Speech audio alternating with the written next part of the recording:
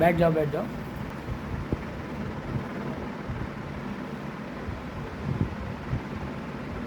तो इस शरीर में मैं कौन हूँ इसी को जानना है। तो मैं कौन हूँ को जानने से पहले जो शरीर है, शरीर के बारे में जानना जरूरी है। जैसे कमरा है, ये कमरे किस लिए है, ये जब हम लोग जान जाएंगे तब इसमें बैठेंगे और बैठ करके वही काम करेंगे, तब इसकी अपनी महत्वता बढ़ेगी और साथ साथ हमारी भी महत्वता बढ़ेगी। लेकिन हम कमरे के बारे में जाने ही नहीं, बैठका को हम किचन बना दें, किचन को बैठका बना दें तो नहीं होगा ना। जो चीज़ें जहाँ हैं वहीं रहने से उसका महत्व बढ़ता है। ऐसे जो शरीर है, इस शरीर में 5 तत्व है। हमने क्या कहा, जो अग्नि है वो क्रोध है, खुजली है वो क्रोध है, अग्नि है। गुस्सा जो उठता है वो भी अग्नि है। जो हम एक दूसरे को देख करके ईर्ष्या करते हैं वो भी अग्नि है, क्योंकि हम स्वयं जलते हैं, दूसरे को जलाते हैं। अग्नि का मतलब होता है जलना, स्वयं जलता है और दूसरे को भी जलाता है। अग्नि में आपकी उंगली पड़े चाहे हमारी पड़े, वो ये नहीं देखेगा महात्मा जी हैं उनको हम बख्श दें, वो जला देगा। इसलिए अपने शरीर में क्रोध कब जाग रहा है तो उसको जब जानेंगे तब तो उसको हम शांत कर पाएंगे, अपने से अलग। तो ये तो हो गए 5 तत्वों की। तो 5 तत्व में एक अग्नि हो गई। हमारा जो शरीर भारी भारी लगता है वो पृथ्वी है। जैसे कोई काम करने में मन नहीं लगेगा, एकदम आलस से लगा रहेगा, सुस्त रहेगा, वो अग्नि, अरे मिट्टी तत्व है। लेकिन उत्साह, उमंग है, दौड़ने का मन करता है, वो किसका है, वायु तत्व है। इसी तरह से 5 तत्वों के बारे में जब जान जाएंगे तो हम अपने शरीर को अपने से अलग करने में आसानी है। जल जो आनंद की अनुभूति करते हैं, जो आनंद की अनुभूति करते हैं हम लोग, वो जल तत्व की है।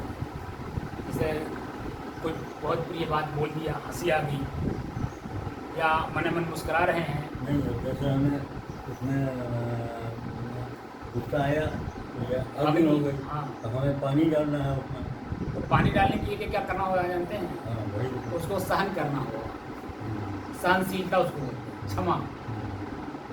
क्रोध को अपने बस में करने का तरीका है क्षमा। एक शब्द आया, गीता में आया हुआ है क्षमा, कि उसको जानिए कि वो बच्चा है। जैसे जब अपने से छोटा समझेंगे तभी तो क्षमा कर पाएंगे। बराबर में आप बड़ा समझ करके क्षमा नहीं कर पाएंगे। लेकिन कितना बड़ा हुआ अपने आप की, लेकिन अगर गुस्सा कर रहा हो तो उसके अपने दिमाग में बना लीजिए कि वो बच्चा है। क्या है? गुस्सा आ गया है, बच्चे को आया है। तो जब बच्चा और अपने को बड़ा मान करके करेंगे तो क्षमा अपने आप आपके अंदर में लागू हो जाएगा। लेकिन जैसे ही जन वो भी बड़ा, आप भी बड़ा, ऐसा मान लेंगे तो गुस्सा और भभक जाएगा। वो जितने भी क्रियाकलाप करेगा, बोलेगा या मारेगा, डंडा उठाएगा, उतनी जब आपके अंदर में और गुस्सा बढ़ेगा। लेकिन जब बच्चा मान लेते हैं, जैसे बच्चा छोटा है ना, आप देखे होंगे घर में कितना उत्पात मचाता है, लेकिन हम लोग क्या मानते हैं, बच्चा है। बच्चा मान करके क्षमा कर देते हैं, तो हंसते हैं, मुस्कराते हैं, उसका आनंद लेते हैं। वैसे आप वहाँ अंदर से नहीं, बाहर से नहीं, दिखावा तो कतई मत करिएगा। नहीं, जैसे आप दिखावा कर रहे हैं तो सामने वाला व्यक्ति का गुस्सा और बढ़ता है। इसीलिए शांत भाव से और मन से ये मान लेना कि बच्चा है, तब वो आप सहनशीलता बढ़ेगी और क्षमा अपने आप लागू हो जाएगा। तो उसके अंदर में जो क्रोध जगा हुआ है, गुस्सा आया हुआ है, थोड़ी देर के बाद वो अभी जब शांत हो जाएगा तो धीरे धीरे उसकी शांति भाव में बदल जाएगा। काम आ जानते हैं, प्रेम के भाव में बदल जाएगा। लेकिन अगर आपने उसकी प्रतिक्रिया कर दी तो वहाँ लाठी, डंडा, भाला, फरसा, गोली सब कुछ चलेगा। लेकिन अगर आपने क्षमा कर, ये भी एक शब्द आया है, आवत बोली एक है, पलटत होए अनेक। अब कहीं के भी जो न पलटे तो रहे एक की एक। अगर आप सामने वाला गुस्सा कर रहा है और आप जान गए कि वो बच्चा है, आपने प्रतिक्रिया नहीं की, तो ये उतने देर में जैसे आग नहीं कहीं लगती है और आँख से आपने देख लिया, अब पानी ले आकर उस पर डाल दिया, तो उतने देर में ही वो बुझ के रह जाता है, उसके आगे नहीं बढ़ता। लेकिन नहीं, पानी होते हुए भी, बालू होते हुए भी, मिट्टी होते हुए भी, तसला और फावड़ा होते हुए भी आपने उसके ऊपर नहीं डाला और हवा चल रही है और जेठ की दोपहरी खूब तपन में आई है, जैसे जून का महीना जो है तपन में है और चारों तरफ से अग्नि अग्नि दिखाई दे रहा, आप खाली माचिस डाल के एक से डाल के पूरा पकड़ लेगा 2 मिनट में, पूरा गांव शाम तक ले स्वाहा। तो हमारी जो अग्नि है वो पहले से ऑलरेडी जून के महीने की है। वो जैसे अपने अंदर में किसी ने कुछ डाला, एक शब्द ही तो बोलेगा, या कोई आपके आँख के सामने डंडा दिखा दिया, आपके आँख ने डंडा देखा, अब कान ने एक शब्द उसका सुन लिया, आपके अंदर में अग्नि हो भभक जाएगी। तो कैसे उसको मिटाना है उसके लिए भी उपाय बताना है। ये तो हो गया शरीर का। तो जो ऋषि हैं, भगवान और ईश्वर जो शब्द दिए हैं, तो भगवान ने क्या बताया? भगवान और ईश्वर में अंतर है। 5 तत्व से है, वो हमारा शरीर है, वो प्रकृति है। प्रकृति में जो हो रहा है वो हमारे शरीर में हो रहा है, जो हमारे शरीर में हो रहा है प्रकृति में हो रहा है, लेकिन अभी हमें इसके बारे में जानते नहीं हैं। अब है ईश्वर। ईश्वर शब्द के बारे में मैंने बताया, ई धन स्वर, ई माने यह, स्वर माने श्वास। तो स्वर माने ध्वन भी होता है, जो मैंने बताया था ओम का उच्चारण। तो ओम का उच्चारण जो किया जाता है वो कम से कम आधा घंटा। तो जब शुरुआत किया जाता है तो वो आवाज़ इतनी धीमी होनी चाहिए, इतनी धीमी होनी चाहिए कि वह हमारा कान सुन न सके, हमारे मस्तिष्क तक भी वो बातें ना जाए।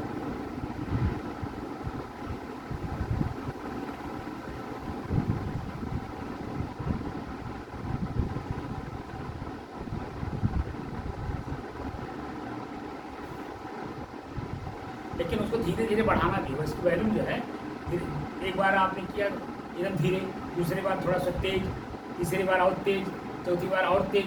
लेकिन तेज करते करते इतना ज़्यादा वॉल्यूम बढ़ा देना है कि अपनी आवाज़ के अलावा दूसरे की आवाज़ सुनाई ना दे। हम अपने अंदर ही जाप कर रहे हैं, दूसरी आवाज़ नहीं सुनाई दे रही, गंभीर बात हो रही है। नहीं, उसमें इसमें अंतर है। ये जो जब हम दूसरे की आवाज़ को नहीं सुनेंगे तो हमारा जो शरीर है पूरा वाइब्रेट होता है। जैसे कोई तार हो या लोहा हो, और लोहे को लोहे से मार दीजिए तो अब देखिए कंपन करता है। ऐसे जब आवाज़ निकालेंगे तो आप थोड़ा 5 मिनट करके देखिए, इसको भी करा के दिखा देता, फिर उसके बाद आगे नीचे थोड़ा आप भी करिए।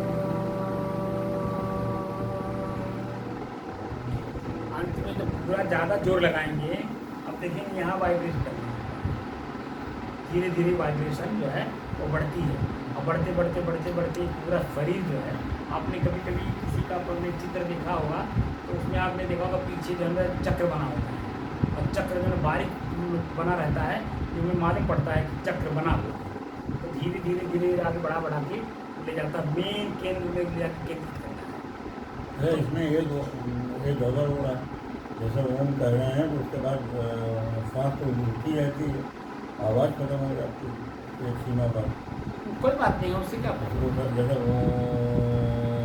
ये वो तो जो आवाज निकल रही है, देखिए हमको तो खाली इतना बताना है कि ये जो ध्वनि है, नहीं ध्वनि एक सीमा पर जैसे खत्म हो गई उसके बाद भी हमारी सांस होती है तो क्या होगा? उससे कोई फर्क नहीं पड़ता है। वो तो अभी आप बताऊँ, उसका भी बता देता हूँ। जैसे ये जो ध्वनि है ये बहुत महत्वपूर्ण की चीज़ नहीं है, मैं ये कह रहा हूँ। ये मैं कौन हूँ जो प्रश्न आध्यात्म का है, इस तक नहीं ले जाता है। मैं कौन हूँ इसका परिचय नहीं देता है। वह खाली ये है कि जितने देर आप बैठेंगे तो जो मन के अंदर में या शरीर के अंदर में भय होता है, मन में भय होता है और शरीर के मन के साथ साथ शरीर में भी भय होता है, जो आपने देखा ही होगा। तो उस भय को समाप्त करने के लिए वो आनंद की अनुभूति कराता है। ये आधे घंटे आप करेंगे तो मन के अंदर में जो भय है वो खत्म हो जाता है और शरीर के अंदर में जो सिकुड़न महसूस होती है भय के कारण, वो खुल जाता है, शरीर प्रफुल्लित हो जाती है और काम करने में उत्साह हो जाता है। इतना मिल जाता है, ठीक है ना। लेकिन मैं कौन हूँ इसका परिचय नहीं देता है कहने का मतलब। तो जो भगवान है वो जो मेरा शरीर ही तो है, पंच प्रकृति, भ ग व आन, भा भूमि, ग गगन, व वायु, आग नींद, तो पंच प्रकृति को भगवान कहते हैं जो हमारा आपका शरीर है। तो शरीर को हमको नहीं पढ़ाता है, एक एक करके इंद्रियों के विषय में जानकारी नहीं देता है, वो तो सिर्फ थोड़ी देर के लिए आनंद की अनुभूति करा देता है, बात समझ रहे? लेकिन जो दूसरा अर्थ है ईश्वर शब्द का, जो दूसरा अर्थ है स्वर का, ई धन स्वर, तो ई माने यह होता है, स्वर माने श्वास और ध्वनि, ध्वनि माने आवाज, तो हम लोग अभी बोल रहे थे। अब दूसरा जो मैं बता रहा हूँ महत्वपूर्ण वो है, ये जो हमारी साधना है, ये साधना ईश्वर पे ही निर्धारित है, लेकिन ध्वनि पे नहीं, श्वास पे निर्धारित है। जैसे अभी आपने यहाँ जब आप जाएंगे विपश्यना सेंटर पे, वहाँ भी ध्वनि को नहीं कराते, श्वास का अभ्यास करते हैं। तो श्वास का अभ्यास कैसे कराते हैं? जैसे श्वास को देखिए, तो आंख बंद है तो श्वास दिखाई कैसे देगी? हमने कहा कि श्वास को देखिए और आंख बंद करिए, तो दिखाई कैसे देगी? महसूस होता है। हमारा श्वास कैसे चल रहा है ये महसूस होता है। तो महसूस कैसे होगा? अगर मन में कोई चिंता है तो आपकी श्वास की गति तेज होगी। इसको आप लोग सामान्य भाषा में आजकल कहते हैं ब्लड प्रेशर बढ़ गया। ब्लड माने खून, प्रेशर माने बड़ा ज़्यादा तेज चल रहा है, यानी मन में कोई बात है तब आपका तेज चल रहा है, श्वास आपकी गति तेज होगी, तो वही ब्लड प्रेशर होगी आपकी। लेकिन मन में कोई बात नहीं है, कोई चिंता नहीं है, किसी प्रकार का कोई ऐसा शब्द आपने सुना नहीं जिसमें भय पैदा हो, तो सामान्य गति चलेगी, आपकी श्वास की गति एकदम सामान्य। लेकिन अगर भय है तेज चलेगा। अगर हमारे शरीर में कोई रोग नहीं है तो स्लो भी नहीं होगा, मीडियम चलेगी। तो शरीर हमारा जैसे है वैसे हमें महसूस कराएगी। तो अपने श्वास को अपने से अलग होकर उसको बोलते हैं दृष्टा और साक्षी भाव। क्या बोलते हैं? दृष्टा और साक्षी भाव। जैसे हम आपको देख रहे हैं, आप हमें देख रहे हैं, तो मेरे शरीर में जो गतिविधि हो रही है बाहर से वो आपकी आंखें देख रही है, आपके शरीर में जो गतिविधि है वो मैं देख रहा हूँ, आप देख रहे हैं। ऐसे ही जो हमें जब श्वास को हम देखते हैं तो श्वास में 6 चीज़ें हमें प्राप्त होती हैं। अपने श्वास में जब हम अपने से अलग होकर के श्वास को देखते हैं तो 6 चीज़ें प्राप्त होती हैं समय समय से, तुरंत नहीं मिलेगी। जैसा समय, जैसा माहौल, जैसा श्वास हवा में जो इन्वायरमेंट होता है उस तरह से 6 चीज़ें क्या है हमारे श्वास में? ठंडा, गरम, शीतल। ये जो हवा है कैसा है? अभी हवा कैसी है? गर्म है। तो हमारे अंदर में जो हवा जाएगा अंदर तो गर्मी महसूस कराएगा कि नहीं? जब हम श्वास को लेंगे और देखेंगे तो गरम गरम हमें महसूस करेंगे, छोड़ेंगे तो भी गरम महसूस करेंगे, लेंगे तो भी। दोनों स्थितियों में ये जो हवा है, हवा के साथ जो गर्मी हमारे अंदर जा रहा है वो महसूस कराएगा गर्मी। लेकिन यही वातावरण अगर ठंड का हो, ठंडी का मौसम हो, तो जो हवा होगा वो भी तो ठंड होगा, तो हमें शीतलता का अनुभव कराता है।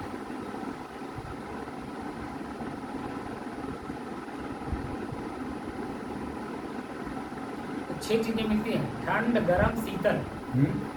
ठंड, गरम, शीतल, ठीक। और सुगंध, दुर्गंध और सामान्य, ये 6 चीज़ें हमें अपने श्वास में मिलते हैं। अपने श्वास को जब हम देखते हैं तो ये 6 चीज़ें समय समय से ठंड, गरम, शीतल और क्या? सुगंध और दुर्गंध, सुगंध, दुर्गंध और सामान्य, ये 6 चीज़ें हमें मिलती हैं। जैसे आप लखनऊ से चल के आए तो हमारा चेहरा जब तक आपके सामने नहीं पड़ा तब तक आपके सामने कितने चेहरे पड़े? क्या उसमें आसक्ति हुई? क्या जो हमारे मन के अंदर में बातचीत करने की भावना है, जिससे क्या हम सबसे कर रहे हैं? नहीं करते हैं ना। उनका आनंद लेंगे, अपना भी आनंद देंगे, लेकिन जिस काम के लिए हम जिसके पास जा रहे हैं वो आनंद वहाँ नहीं देंगे। बात समझ रहे हैं? ऐसे ही हमारे श्वास में ही जब तक मैं स्वयं का अनुभव नहीं हो जाएगा तो हमें बीच बीच में बहुत सारी चीज़ें मिलती हैं। तो अब यहाँ पे क्या मिला? श्वास में ठंड, गरम, शीतल, सुगंध, दुर्गंध, सामान्य। फिर और क्या मिलेगा? खुजली। यहीं पे खुजली भी मिलेगी। आप जब आप बैठेंगे ना तो खुजली भी होगी, खिंचाव भी होगा, तनाव भी महसूस होगा। इस श्वास पे इतने दूर में ही आपको जितनी चीज़ें जो जो मिलेंगी उसको खाली देखना है। खुजली हुई तो खुजलाना नहीं है। पसीना हुआ तो वो पानी जो आ रहा है वो भी महसूस कराएगा, ठंड का भी, गर्म का भी, शीतलता का भी। पानी यहाँ पसीने के कारण जो पानी यहाँ हो जाएगा ना तो चुएगा भी, गिरेगा भी, अनुभव भी कराएगा। लेकिन हमें खाली देखना है कि यहाँ क्या क्या हो रहा है। खुजली हुई तो खुजलाना नहीं है, पानी पसीना हुआ तो पोछना नहीं है, खुद और तनाव हुआ तो उसमें मिलना नहीं है, खाली देखना है। और ये देखना है कि कितने देर ठहरेगा। लखनऊ से बैठे हैं आप लोग, क्या बज के मिनट में बैठे? 6 बजे बैठे, ठीक। तो 6:10 के बाद वो चलने शुरू हो गई होगी। तो कितने लोग मिलते गए और उसकी पहिया एक एक सूत जो है दौड़ती गई। तो दौड़ते दौड़ते 10 बजे, 10:30 बजे आप बस्ती पहुँचे। 200 किलोमीटर आप जो है 6 बजे बैठे, 10, 10:30 बजे बैठे। अगर वो एक एक सूत ना चलती तो आप यहाँ पहुँच पाते। लेकिन आप स्थिर थे कि नहीं? ट्रेन के अंदर में ट्रेन चल रही थी, न कि आप दौड़ रहे थे। ट्रेन चल रही थी और ट्रेन के अंदर में, ट्रेन के अंदर से बाहर भी आप झांक रहे हैं और ट्रेन के अंदर में भी जो दृश्य है, औरत है, मर्द है, लड़की है, लड़का है, बूढ़े हैं, बुजुर्ग है, जवान है, हर तरह के जो दृश्य आँख ने देखा। लेकिन क्या किसी में हम जाके मिल गए, रिश्तेदारी कर लिए? नहीं ना। हमको तो जहाँ बैठे, जहाँ जाके उतरना है और जिससे मिलना, जिस काम के लिए जा रहे हैं वो दिमाग में रखना। ध्यान उसी को कहते हैं। ध्यान क्या है? लक्ष्य जब तक हमारा हमें मिल ना जाए तब तक ध्यान पूर्वक चलना। हमारा अपना लक्ष्य क्या है? मैं कौन हूँ, इसी शरीर में मैं कौन हूँ को ढूंढना है। तो जब तक मैं कौन हूँ का अनुभव ना हो जाए तब तक बीच बीच में जो भी चीज़ें मिलें उनका आनंद लीजिए, लेकिन उनमें मिलिए नहीं। जैसे खुजली हुई तो खुजलाइए नहीं, पसीना हुआ तो पोछिए नहीं, तनाव मिल रहा है तो उसमें तनाव मत लीजिए। जो मिल रहा उसको ये देखना है कि कितने देर तक ठहर रहा है।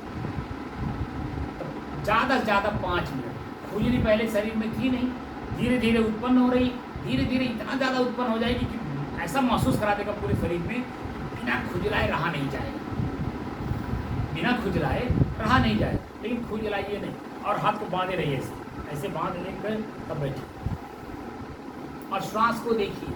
खुजली आई, पहले खुजली थी नहीं तो सामान्य था। खुजली शुरू हुई तो धीरे धीरे धीरे पूरे शरीर में आपके व्याप्त हो जाएगा, पूरे शरीर खुजली महसूस हो रही है। लेकिन थोड़ी देर के बाद खुजली फिर पुनः पैसे पहले जैसा हो जाएगा, यानी खुजली थी ही नहीं ऐसा महसूस होगा। खुजली कब समाप्त हो गई पता नहीं चलेगा। आप समझ रहे हैं? ये सब क्यों दिखाया जा रहा है जानते हैं? क्रोध जब उत्पन्न होता है, ईर्ष्या जब उत्पन्न होती है, यहाँ तक कि जो मूल है, जड़ इन सब बुराइयों का, वो काम वासना। हमारे शरीर में अपनी इंद्रिय जो उत्तेजित होती है वह पहले शांत थी, उत्तेजित क्यों हुई? आँख ने देखा, कान ने सुना, उसी का कारण हमारा जो इंद्रिय वो उत्तेजित हुआ। और उत्तेजित होते होते इतना उत्तेजित कर देगा कि अपनी बुद्धि को भ्रमित कर देता है।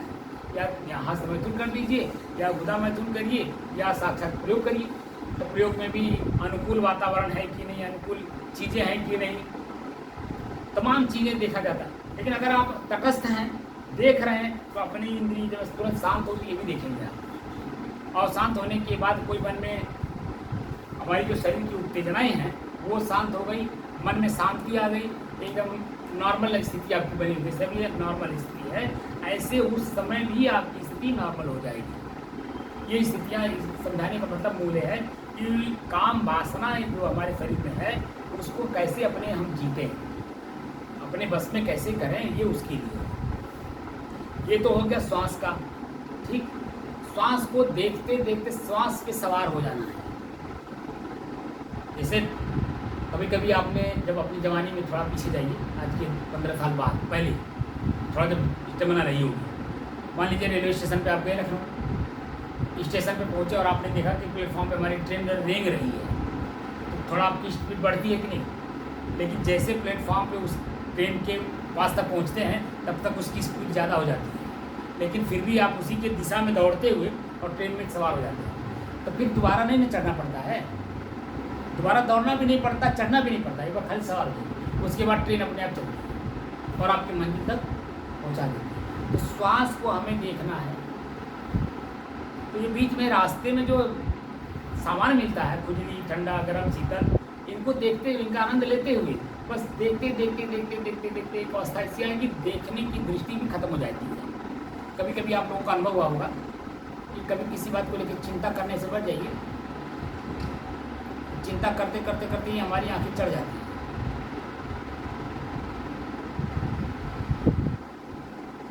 कुछ पता चलता है, जब भौहें चढ़ जाती हैं चिंता करते करते किसी एक बात को लेकर, तो सामने से कौन गुजर रहा है कोई पता चलता है नहीं।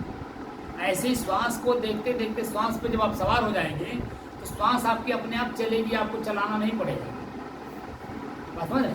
श्वास को चलाना नहीं होगा, वो अपने आप चलेगा और आपकी अपनी स्थिति हो जाएगी, बिल्कुल मन शांत। जो देखने की दृष्टा भाव है वो भी खत्म हो जाएगा। वह जो स्थिति होगी वह आपकी अपनी होगी, उसको आप शब्दों में नहीं बोल सकते कि मैं कौन हूँ, वो शब्द में आप बता नहीं सकते। क्यों? एकदम शांत स्थिति बनी रहेगी। शरीर का भी ज्ञान नहीं होगा, मन का भी ज्ञान नहीं होगा, श्वास का भी ज्ञान नहीं होगा, खुजली का भी, ठंडा का भी, गर्म।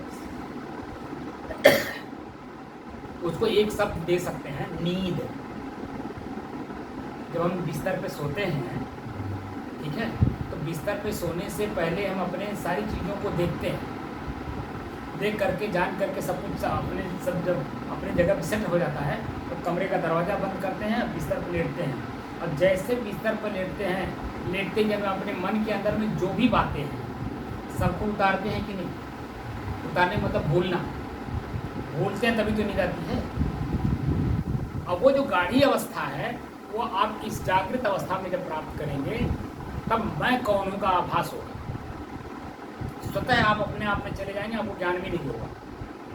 वह अनुभूति का विषय है, स्वयं में अनुभूति का विषय है, उसको आप शब्द में नहीं बोल सकते। वहाँ एक शब्द दिया गया स्वसंवेद्य, संवेदना के आधार पर स्वयं का ज्ञान होना। विपස්සना में वेदना संवेदना दो शब्द बताते हैं। वेदना कहते हैं कष्ट को और संवेदना कहते हैं सुख को। हम जब श्वास को देखते हैं सामान्य में रहेगा जब, तो देखिए एकदम बिल्कुल कोई मन में मतभेद नहीं होगा।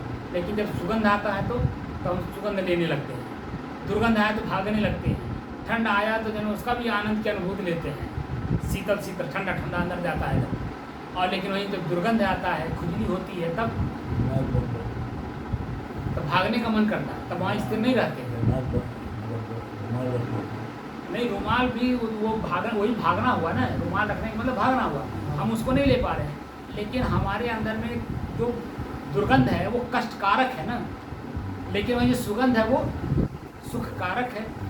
तो वेदना मतलब कष्ट यानी दुर्गंध, और संवेदना का मतलब होता सुख यानी सुगंध, ठंड, शीतल। जो हवा अंदर जा रहा हम उसको भोगने लगते हैं। भोगना नहीं है, खाली तटस्थ होकर के, जैसे आप हमको देख रहे हैं, हम आपको देख रहे हैं, ऐसे ही जो हम अपने श्वास को देखेंगे। श्वास तो हमें देख नहीं सकता क्योंकि उसमें चेतना नहीं है, लेकिन हम अपने श्वास को देख सकते हैं कि नहीं। और श्वास में क्या क्या मिल रहा है, कब कब मिल रहा है, कैसे कैसे मिल रहा है, किस रूप में मिल रहा है, आया भी तो कब आया, फिर गया तो कब गया। कभी कभी आपने हरिद्वार गए होंगे, कानपुर भी गए होंगे, जो गंगा नदी है घाट पर, वहाँ देखिए आप जब दोना में वो दीप लेकर के बेचते हैं नहीं दोना में, तो दीप लेकर के दोना का आप जब गंगा में छोड़ते हैं धार में, तो जैसे छोड़ते हैं आप देखेंगे कि आपके पास से ही वो धीरे धीरे धीरे धीरे कितनी दूर होता होता चला जाता है, पता नहीं चलता है। अगर उसको दोबारा आप पकड़ना चाहें तो बड़ा मेहनत करना पड़ेगा। ऐसे हमारी जो श्वास है हम देख रहे हैं,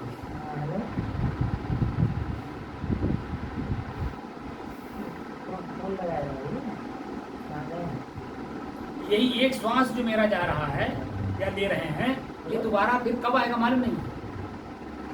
लेकिन जो ले लिया गया छोड़ दे भैया, मोबाइल में बात मत करो, उसको पीछे हटो भाई।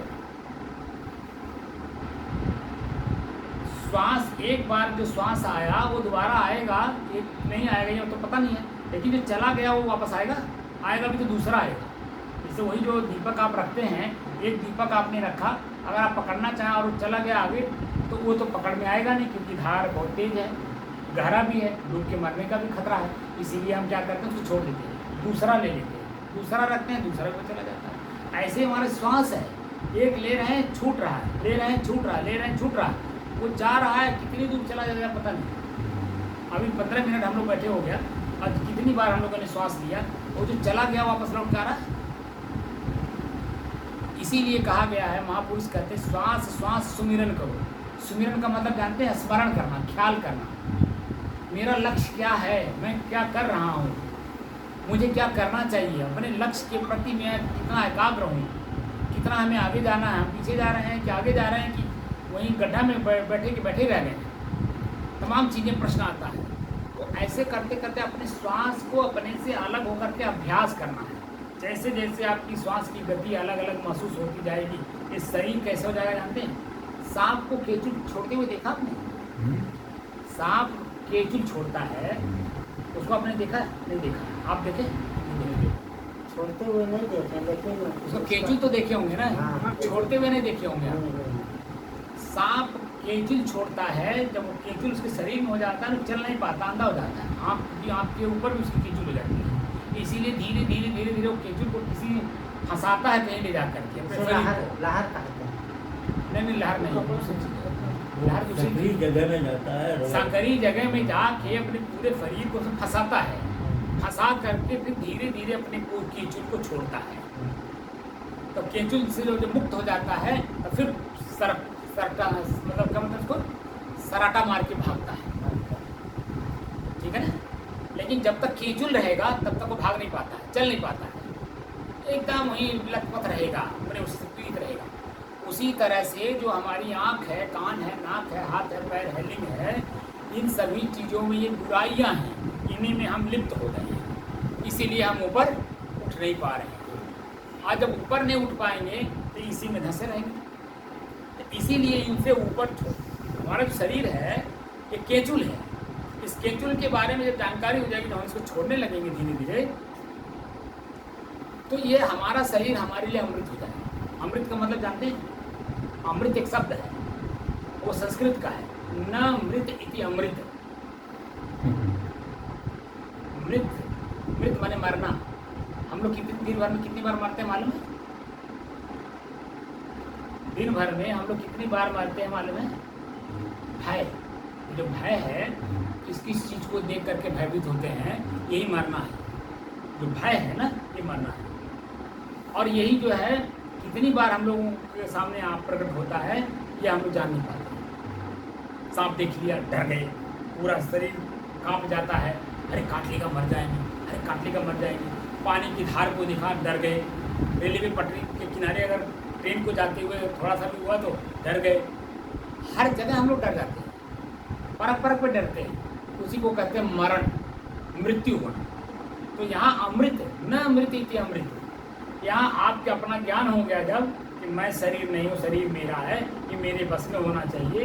जैसे मोटरसाइकिल जब चलाते हैं, अगर अपने बस में करके चलाते हैं तो हमें ब्रेक कहाँ ज़रूरत पड़ रही है, एक्सीलरेटर की कहाँ ज़रूरत पड़ रही है, हार्न की कहाँ ज़रूरत पड़ रही है, सबकी ज़रूरत है। जैसे से हम लोग देखते हैं, शीशा जो उधर लगा हुआ है, शीशे में देखने की कब ज़रूरत पड़ रही है, दाएँ देख रहे हैं कि बाएँ देख रहे हैं, सामने देख रहे हैं, स्पीड कितनी बढ़ रही है, वो हम जब अपने मोटरसाइकिल पे स्थिर रहते हैं तब होता है। चंचल मन पे क्या होता है कि हम खाली स्पीड बढ़ाते हैं, आगे पीछे दाएं बाएं कुछ देखते नहीं, और जैसे ब्रेक लेना होता है तो हमारे जैसे ब्रेक लेते हैं तो पता चला कि हमारी मोटरसाइकिल फिसल गई, अब फिसली तो गिर पड़ी, अब पूरा चोट हमें को लगा। मोटरसाइकिल तो डैमेज होगी, हम खुद भी चोटा जाएंगे। ऐसे हमारा शरीर एक मोटरसाइकिल है, इसी मोटरसाइकिल को कैसे चलाना है इसकी कला भी आ जाएगी। लेकिन ये श्वास को जब अभ्यास करेंगे तब, श्वास मेरे से अलग है ये महसूस होगा। और श्वास में हमें क्या मिल रहा है, ठंड, गर्म, शीतल, सुगंध, दुर्गंध और नॉर्मल। फिर इसमें खुजली मिल रही है, पानी का एहसास हो रहा है, खिंचाव, तनाव, नसों में तनाव, इस तरह का चीज़ें जब मिलती हैं तो हम देखते हैं धीरे धीरे धीरे से अपने बस में करते हैं। बस में करते करते करते एक अवस्था ऐसी आ जाती है ये शरीर मेरे बस में हो जाता है। हमको कब देखना है, जैसे ये आँख किसका है, क्या आँख मैं हूँ? क्यों, ये जो आँख है ये मैं हूँ? मैं क्या मेरी है? हाँ मेरा है ना, तो मेरा का मतलब मेरे से अलग है। तो ये जो मेरे से अलग, जैसे मोबाइल आप लिए हैं, मोबाइल की ज़रूरत जहाँ होगी जैसे होगी वैसे ना प्रयोग करेंगे। हर जगह तो इस चीज़ का प्रयोग करेंगे नहीं। जहाँ पैर की ज़रूरत है तो वहाँ हाथ की ज़रूरत नहीं, जहाँ हाथ की ज़रूरत है वहाँ पैर की ज़रूरत नहीं। ऐसे आँख, तो आँख मेरा है तो क्या आँख से देखने की कला मालूम है? कितना देखना है, कब देखना है, कैसे देखना है, किस रूप में देखना है, और देखने के बाद मेरी आँख में अनुभव क्या हो रहा है।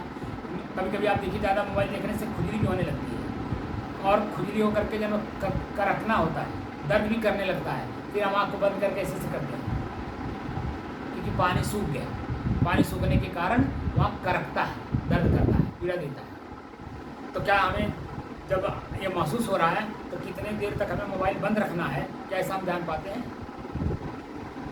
ये आँख मेरा है ना कि मैं हूँ, इसीलिए इसका प्रयोग करने की कला भी आनी चाहिए। कान मेरा है, कान मेरा है न कि मैं हूँ, तो कान से सुना हुआ शब्द ये हमें क्या दे रहा है, पीड़ा दे रहा है, दुख दे रहा है, या हंसी आ रहा है।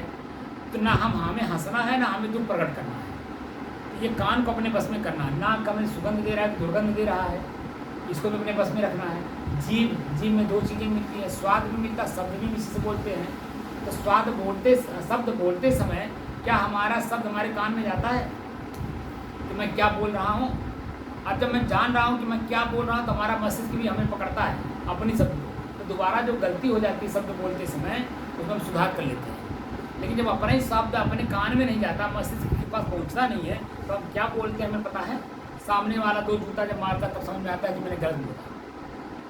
लेकिन जब उसी में कोई अच्छी बात निकल जाती है तो सामने वाला हंस देता है, तब अच्छा लगता है कि मेरे शब्दों को मिठास लगा, तभी तो ऐसा। तो ना मैं मिठास हूँ ना मैं कड़वापन हूँ।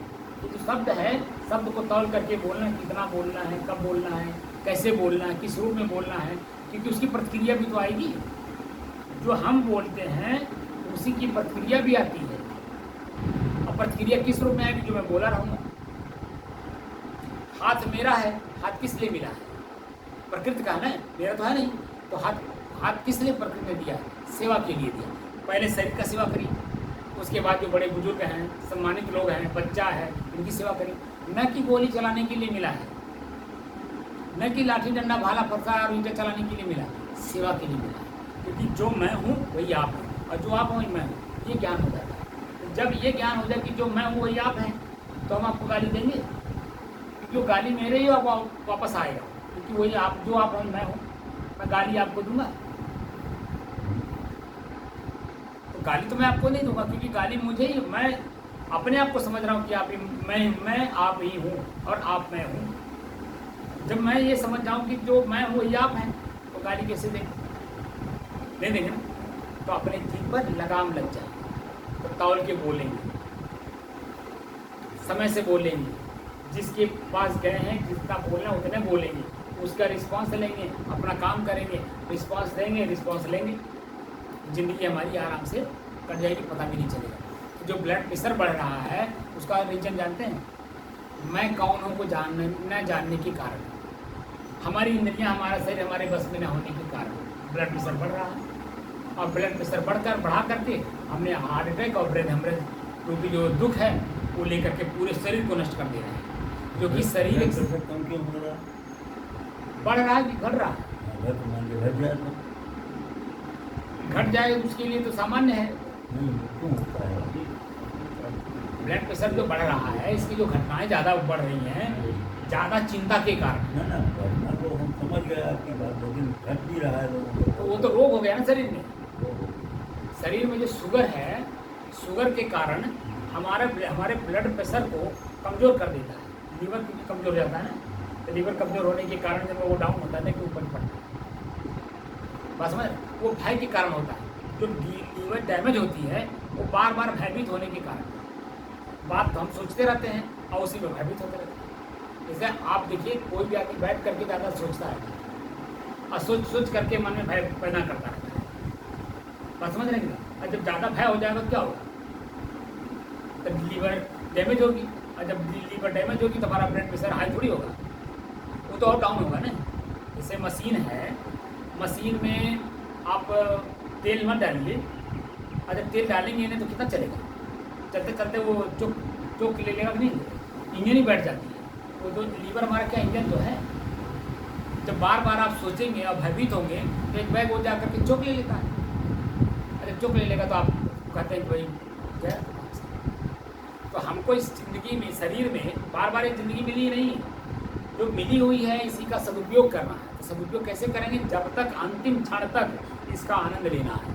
तो आनंद कैसे लेंगे? जब इसको आप अलग महसूस करेंगे तब जब जैसी ज़रूरत होगी वैसा प्रयोग करेंगे तब। हमें अभी बात करनी है आपसे, और आपकी औरत से बात करें, और जो बात आपसे करनी है वही बात उससे करें, तो आपके मन में भय पैदा करेगा कि नहीं? मेरे मन में तो नहीं होगा, लेकिन आपके मन में भय पैदा करेगा। और जब भय पैदा करेगा तो बोल तो नहीं पा रहे हैं आप, लेकिन वो कूढ़न महसूस होती है, अंदर से कूढ़ता है, परेशान होता है, और वो परेशानी जो है आगे चल करके हमारे दुख का कारण हार्ट अटैक और ब्रेन हेमरेज का होता है। तरह तरह की रोग, क्योंकि शरीर में है क्या वास्तव में? इस शरीर को सबसे पहले पढ़ने की जरूरत है। इस शरीर में जितने मटेरियल हैं, आँख से क्या निकलता? कीचड़, बर्तन में रखिए। कान से क्या निकलता? खोट, उसको रखिए। नाक से क्या निकलता? पोटा, उसको रखिए। मुंह से क्या निकलता? खकार, उसको रखिए। ठीक है। उसके बाद जो पेशाब है, टट्टी है, उसके बाद जो मैल है, जैसे खून है, ठीक है, मांस है, बाल है, सबको इकट्ठा करिए। आप देखेंगे कचरे का बाग है। तो दुर्गंध के अलावा क्या मिलता है? तो अपने शरीर को अपने से अलग होकर के जैसे से अनुभव करना शुरू करेंगे तो इसकी जो वास्तविक स्थिति है वो समझ में आने लगेगा। अच्छा, वो क्योंकि दुर्गंध के अलावा कुछ है नहीं। अभी 1 घंटे पसीना हो जाए, अब पूरा कपड़ा हमारा पसीने से लथपथ हो जाए, और उसके बाद थोड़ी देर के बाद आप देखेंगे सूंघेंगे तो दुर्गंध आता है कि नहीं?